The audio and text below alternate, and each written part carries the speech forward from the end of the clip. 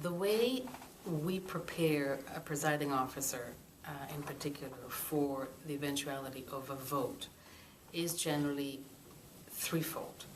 One is the secretary or a member of her or his office may be approached by a given member state in advance of the meeting, and sometimes it can even be 15 minutes or 5 minutes before the meeting at times, to let the secretariat know that there will be a request for a recorded vote from the floor on the part of their delegation.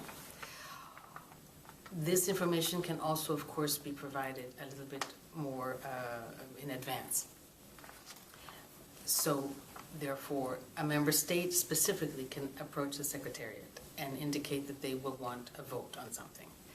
Secondly, the bureau of that intergovernmental body or the president or chairperson of that intergovernmental body themselves may have been approached by a member state or by a group of member states, indicating the likelihood that they will be asking for a vote, or at times maybe indicating that they will be asking for a vote. So it could therefore be information that the secretary receives through the presiding officer or the bureau well in advance.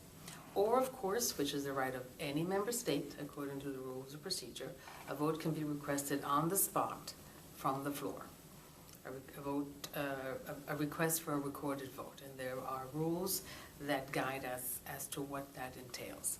So the secretary should always be ready in terms of the substance of what is before the committee, if it's a committee of the General Assembly or a commission or a council, to be prepared, and also to be politically sensitive and sensitized and aware, just in case something of that nature should arise.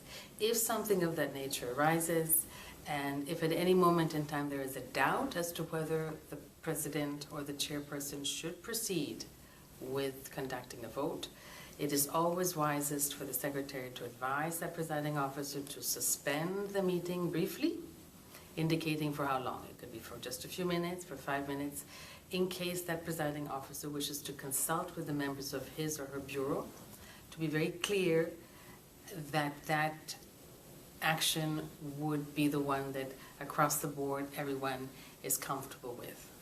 At times a vote may be requested and it can be challenged from the floor. So depending on the circumstances, a request for a vote could be procedurally acted upon by a vote to find out if a voting process on a given issue should take place. So we will be talking about a procedural vote even before an actual vote on a political or substantive issue.